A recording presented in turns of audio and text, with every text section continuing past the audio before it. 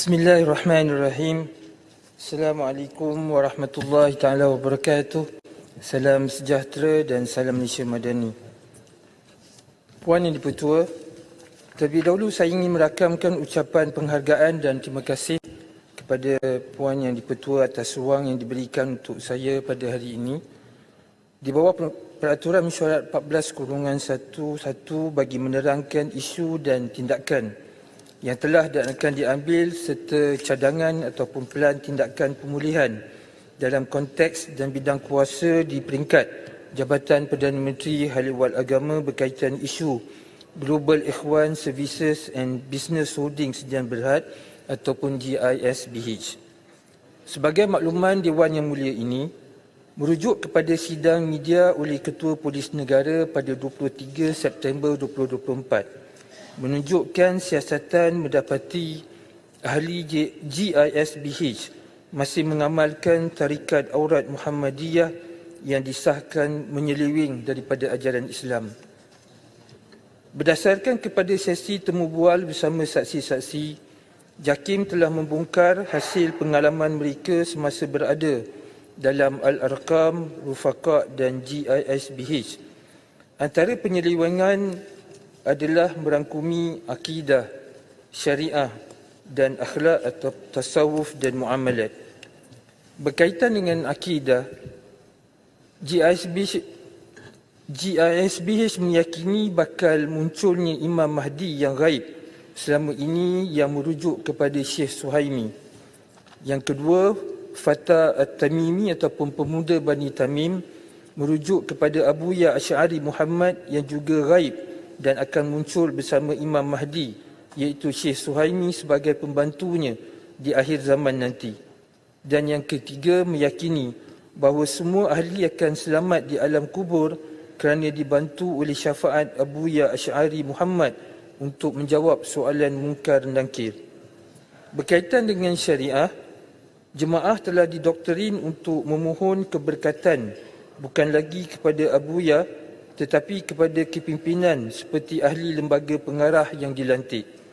Yang kedua, amalan bertabarruk iaitu mengharapkan berkat daripada Allah SWT dengan pengantara melalui air basuhan tangan, tisu dan kain yang digunakan oleh pemimpin, air rendaman baju, rambut, janggut dan darah bekam pimpinan dan bekas pimpinan.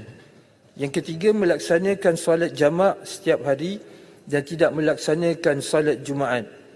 Yang keempat, pasangan yang telah ditentukan untuk berkahwin perlu melalui pelaksanaan 2 kali majlis akad perkahwinan, iaitu akad perkahwinan syar'i yang diakadkan oleh pemimpin yang berwakilkan wali dan akad perkahwinan secara perundangan yang dilaksanakan oleh pendaftar nikah atau imam yang dilantik oleh Jabatan Agama Islam Negeri.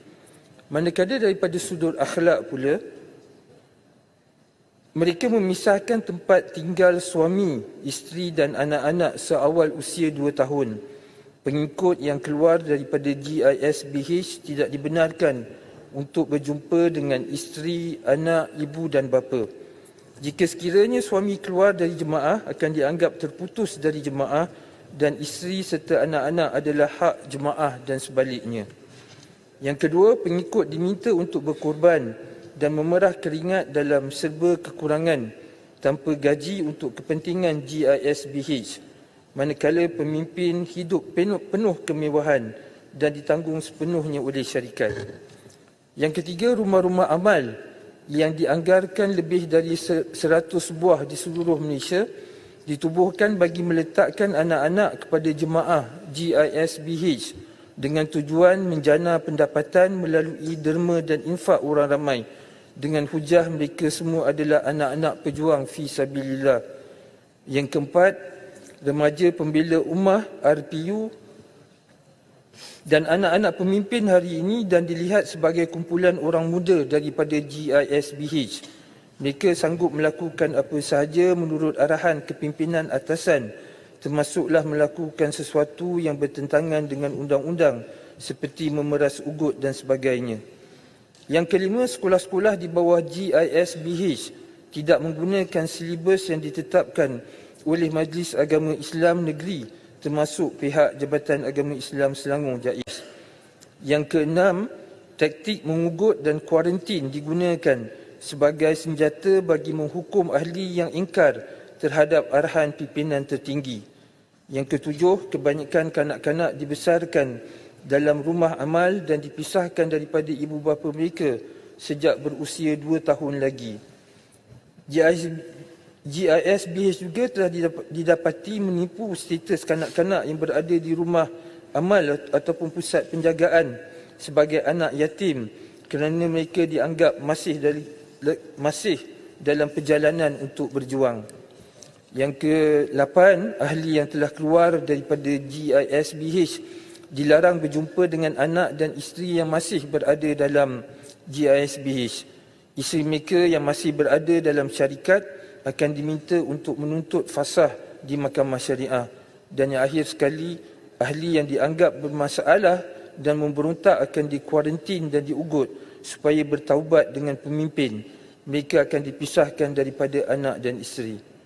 Puan Yang Bertua, hasil dapatan dan kajian lanjut JAKIM secara berterusan melaksanakan kajian dan penelitian terhadap dakwaan semasa dan mendapati terdapat unsur-unsur yang berkait dengan penyelewengan seperti berikut.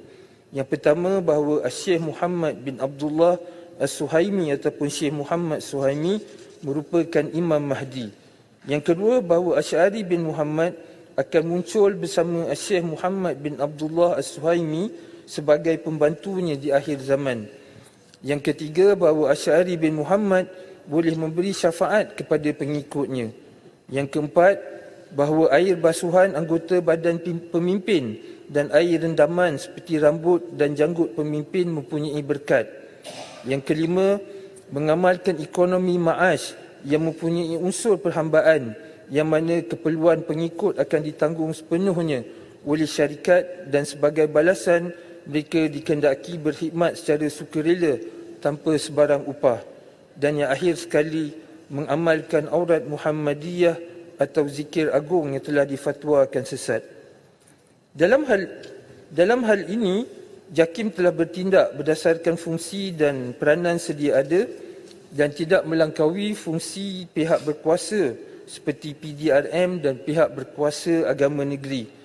Namun, kerjasama, khidmat nasihat dan perundingan dengan pihak berkuasa di peringkat persekutuan dan negeri sentiasa dibuat dari semasa ke semasa bagi memastikan proses kajian dapat dilaksanakan dengan sewajarnya.